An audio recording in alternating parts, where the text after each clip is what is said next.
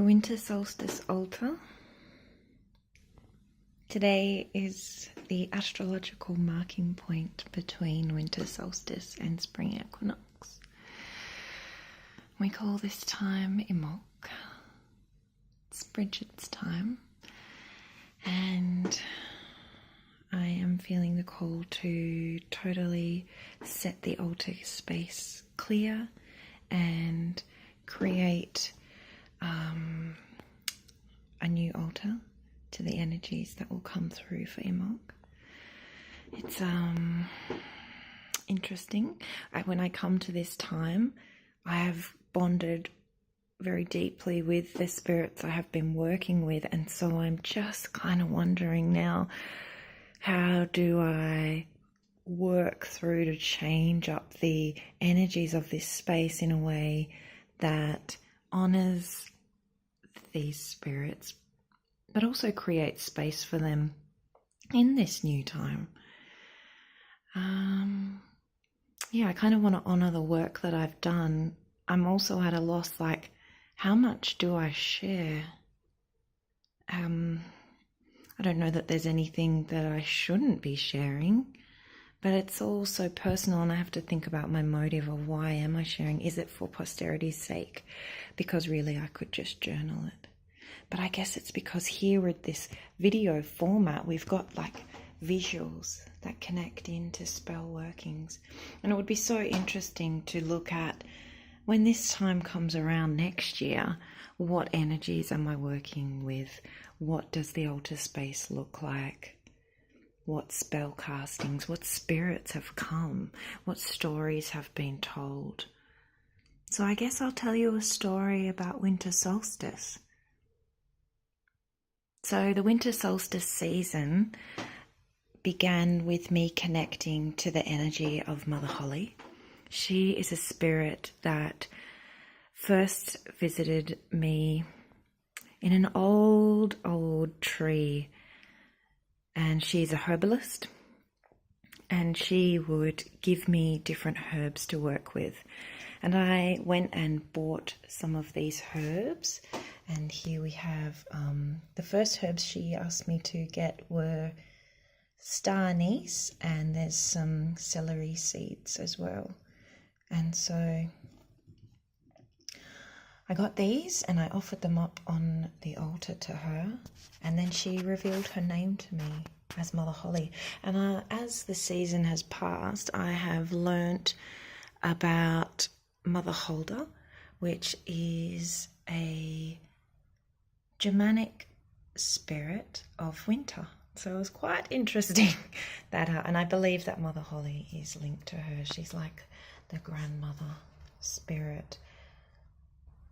I went out for dinner with the family to an Italian restaurant in Carlton and got a Chianti, and I didn't drink the whole thing at all. It wasn't actually very nice, sad face, but I felt like it honoured the Italian nonna part of me, that heritage. I found this pressed peach blossom from my sister's tree last year in the spring. It was the most stunning pink carpet, and I felt like I'd found it.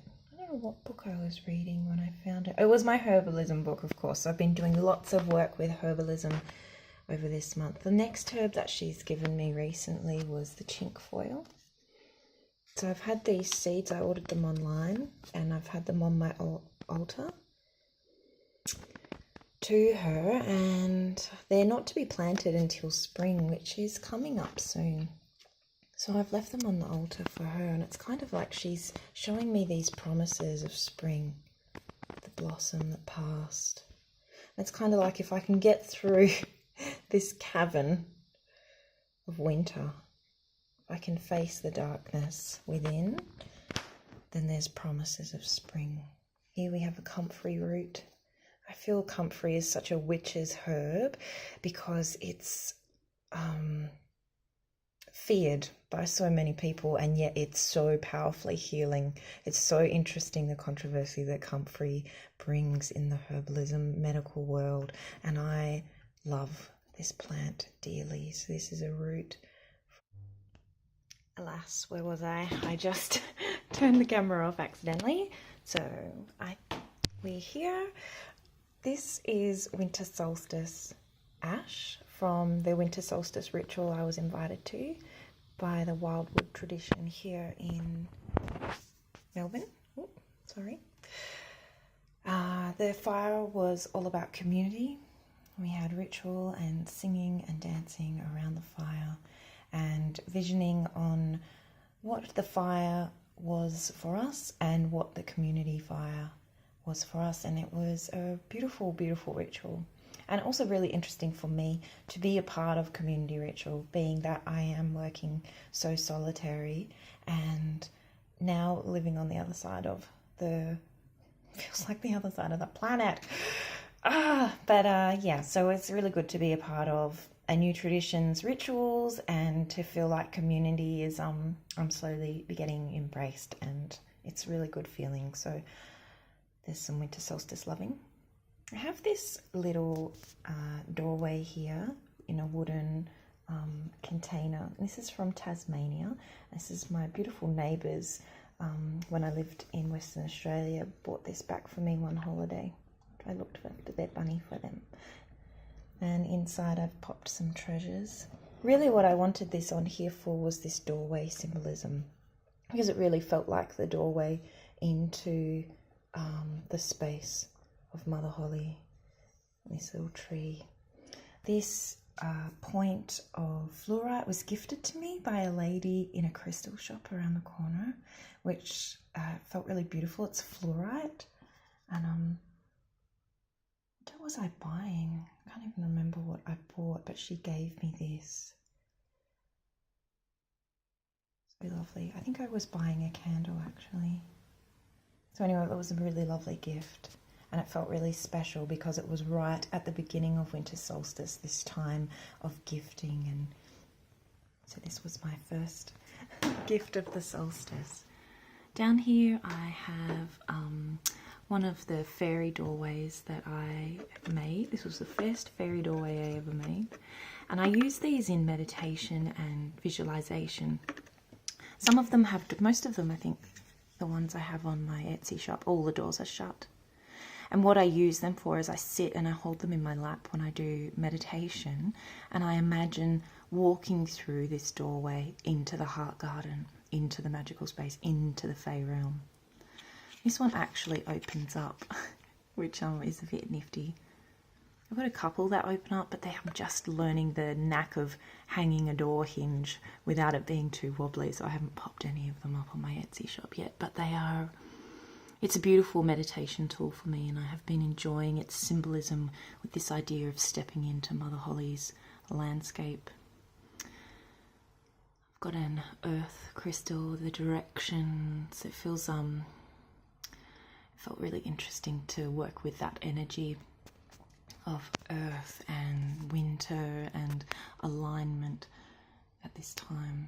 This is an incense offering that I made, and this is a finger labyrinth, and you can actually trace this and it will it sends me off in a trance every single time.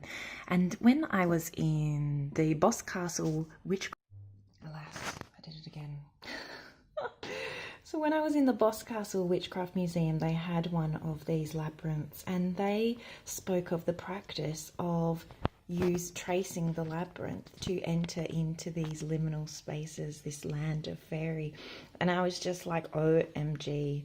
I just really love it when things that I do instinctually then end up being a real thing, because it just helps that part of me that has that inner critical fraud police that's, you're doing it wrong, or it's meant to be this way, and then I can kind of shut that up, because it helps me feel real, I suppose. Of course I am real, but I don't know, confirmation bias or something like that? Not sure. Anyway, it's all part of the work that I'm doing this winter, is connecting into the truth of myself, looking at how I squash this truth, looking at how I can liberate it further. And so, which leads me on to this part and this part. So here we have Venus. She's a new being who's come to the altar just recently. And I have some oil. One of my gorgeous soul sisters sent me this oil, and it's called Divine Goddess. So she made this blend up for me, and little did she know that it was perfect, because I'm really working with this energy of the universe and of my sacred sexuality and my power as a woman, and rising up and shining and being my crazy, emotional, magical, witchy woman self, despite the patriarchy wanting me to not be too much or too loud or too wild or too crazy. Well, fuck it, I'll just be all those things. So here we are celebrating some ecstatic expression of femininity. Here we have the candle, which has finished. This is my candle to Hecate and to sovereignty. This mirror, I've done a lot of mirror work over the course of the season. This is mirrors for shielding, mirrors for trance. Mostly this mirror has been I kind of like that idea of the mirror in Alice, where it's another portal, like the labyrinth or the fairy doorway. But I've done lots of mirror work. I've been called to do mirror spell work for shielding, like sending things back. Sending things back that don't belong to me, ways of thinking, ways of being programmed, that sort of stuff. Some shadow working with the mirror. Very interesting.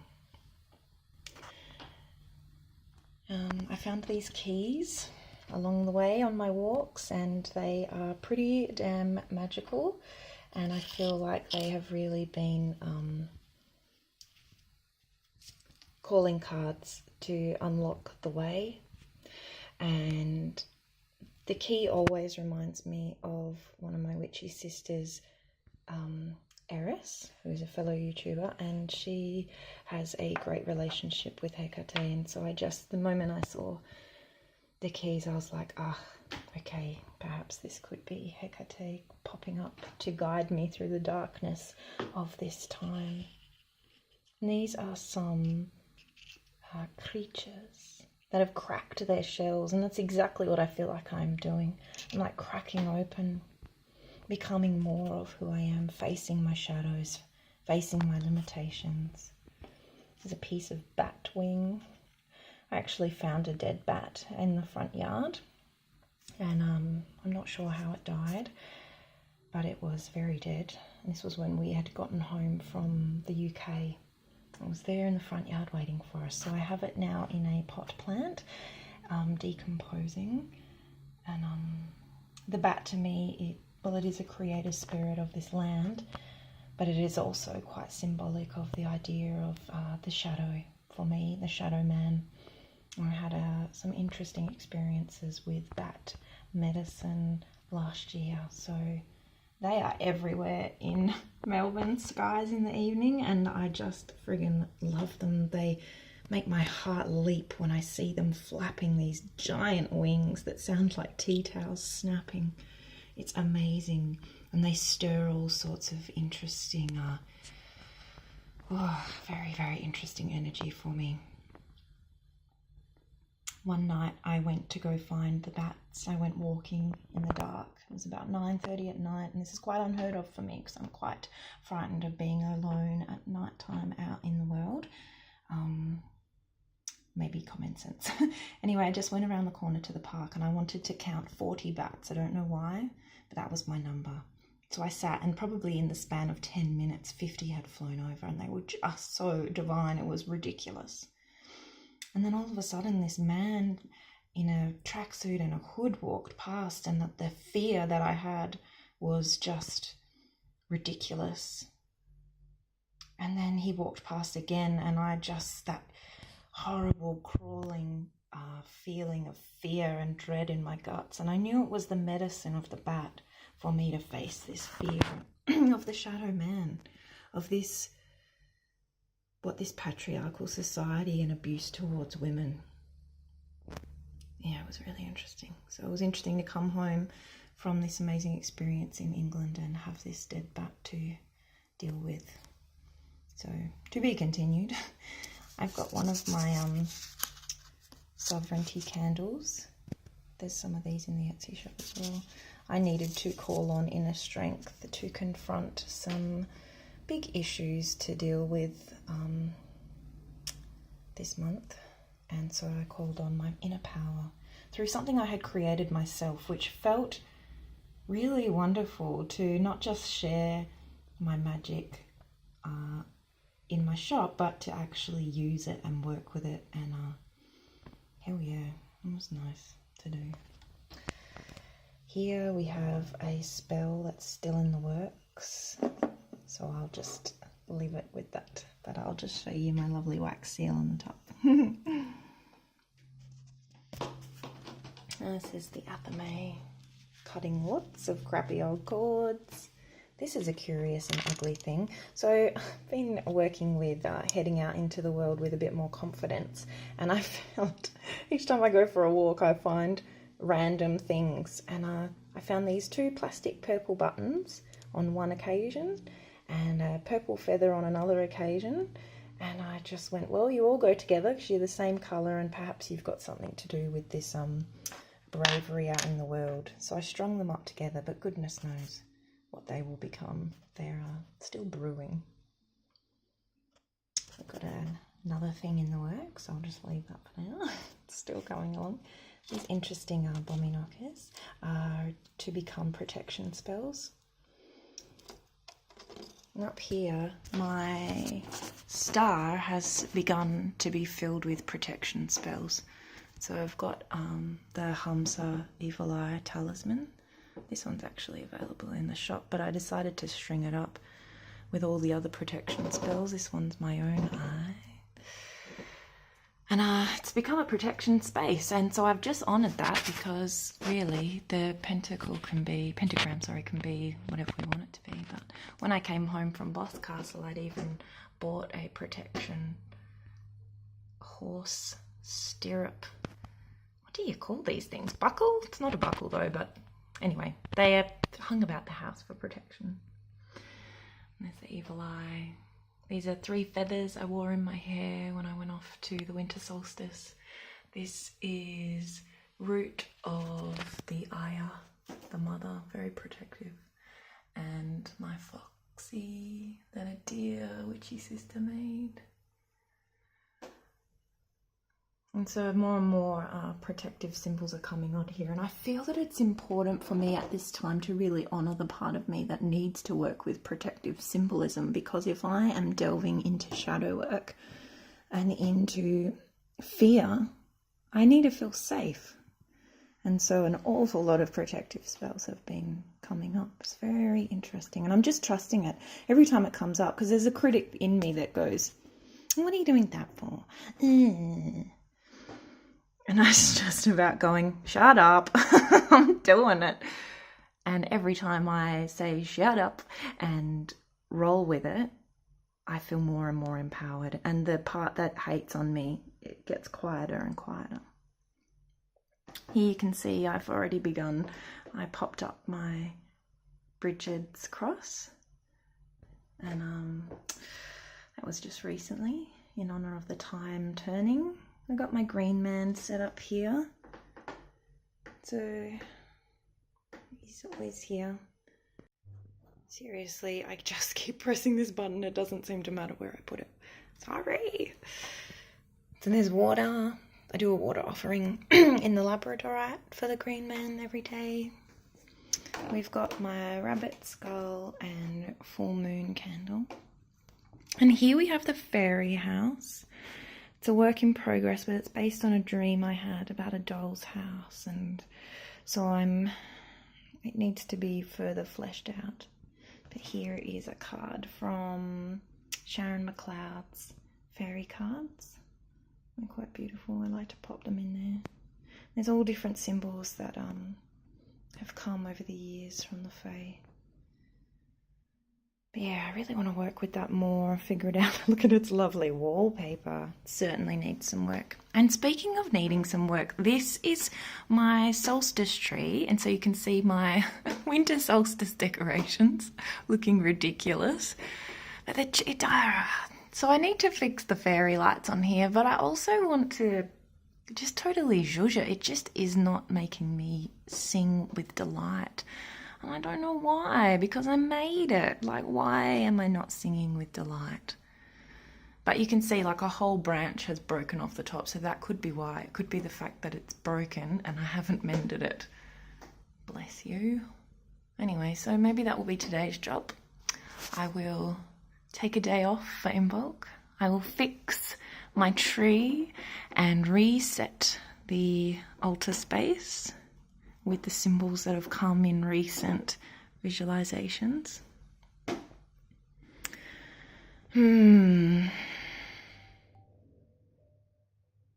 So it is the day after the official marking point between the solstice and the equinox, and I spent the day yesterday taking apart the Winter Solstice Altar and thinking about how I would set up the space for the quickening. And the way I did that is by tuning into the energy that was present for me, symbols that have started emerging in my visualizations and journey work, and also to some work I did back at the summer solstice, which was an exercise with one of my witchy teachers and friends, Theo, and I'll link to his work at the bottom of this video, because he really inspired me to have a look at working the wheel for myself. I spoke to him about my sometimes strange way of going about things, and so we just delved more into it, into just showing up for what is, and we set about the task of going within and meeting the spirits or energies or whatever we were going to call it at each, the mysterious ones, at each 8 points of the wheel. And so it's been kind of like an oracle, if you will, for what has unfolded the year over.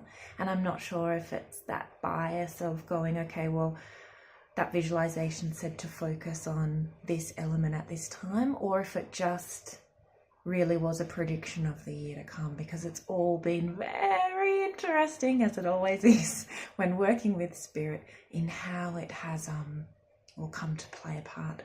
So I've used the energies that were worked with at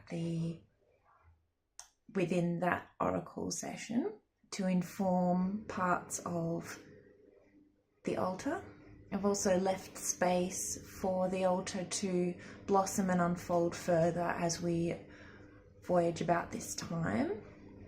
I feel that the quickening is not just the date that people call Imbolc, but it is the 6 weeks-ish period until taking us through to the spring equinox.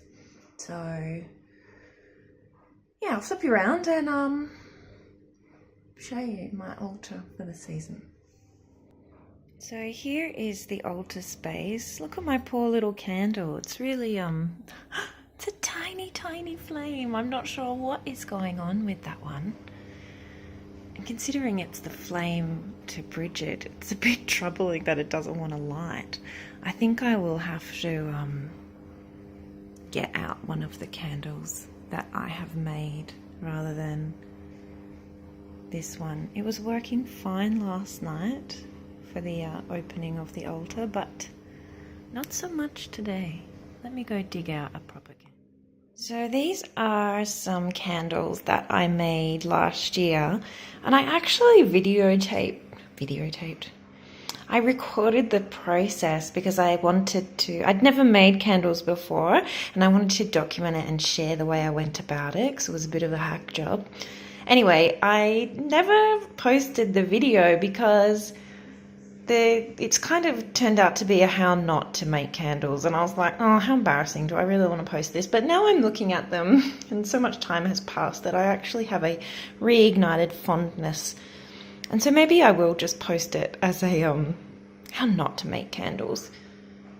If I don't know, I'm not sure but maybe if that's something that you think I should pop up just as a haha, let me know in the comments, and if I have enough people wanting to see how I made these guys, I'll pop it up. But anyway, in the safety of my own home, I will choose to use one of these. What I did wrong was that I put too much combustible material. I didn't chop up my herbs small enough. So kind of what happens is when they're in their candle holder, they just turn into these flaming infernos, which is actually the energy that we do require with Bridget, I believe, with her magic forge. So let's go. Okay, that's better. A beautiful flame to Bridget. When we were in Ireland for our honeymoon in 2013, we went to Kildare, specifically to go to St. Bridget's Cathedral, and that's where we bought this print. And the original of this to St. Bridget is actually, it says in the back here, original hangs in the St. Bridget Parish Church. So we bought this. Her cathedral was ridiculous. It had so much presence and energy, and even my husband, who is not the hypersensitive person like me, was just going, what? So I was like, yes, it's real.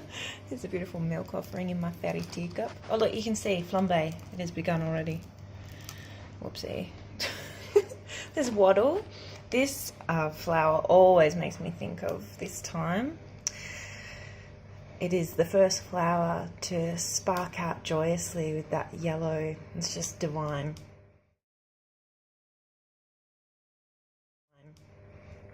It makes me like, yes, the quickening is upon us. And we also have some Bridget's crosses. So this Bridget's cross we bought in Kildare as well, at the what do they call those places? The tourist centre was set up specifically to Bridget Goddess and Bridget Saint, and I like to work with her in both those aspects because she is powerful and in both of those aspects. And so last night we made offerings of our own little crosses out of corn husks, and there's one that my husband made. And this is a tree that I sculpted last year that I bothered fixing that top branch, and I've hung it with some of my Winter Solstice creatures, and I've added in some new fairy friends. And what I'm thinking, I'm going to create little wattle pom-poms to hang about as the season progresses, and also some little violet flowers because they have been popping up in the garden. Still got my space to the green man. And then I've got this door here, so Mother Holly can still be represented in the work I'm doing with her. And so some symbolism that came for this time was the moon. And so I thought, do I use my door with the moon, or do I use this door here with the green man on it? Because the green man is really linked to Bridget and to my personal work. And I just don't know, I can't decide. I love them both. So I'm not sure, I've just popped him over there, and we'll come back to that decision making. There's keys that suddenly became unearthed in this craft box I had yesterday. I'd completely forgotten I even had them. This is ridiculous. So I was like, right, come with me. The goddess still being honoured. Oh, I haven't turned on my selenite. Let's do that, shall we? Ta-da! Selenite lamp. I friggin' love it. And then we have a bowl of water here representing the well to Bridget.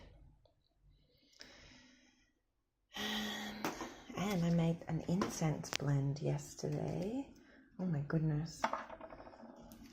It's really nice actually. It's a mix of ground up frankincense, cinnamon, copal, dragon blood, wild orange oil, and some little blossoms of the wattle. And it smells so good. I had to take my incense burner outside though because it was a shell, and it got way too hot yesterday, so I will need to invest in a better holder for my charcoal. Maybe just a dish with some sand. Oh look, a little Cornish fairy spoon. I found this at a market when I first started getting back into claiming myself as witch. That's very interesting that it happens to be from Cornwall. Okay, so this is the quickening. It has begun. Let's see where we go from here. Let's see what magic emerges.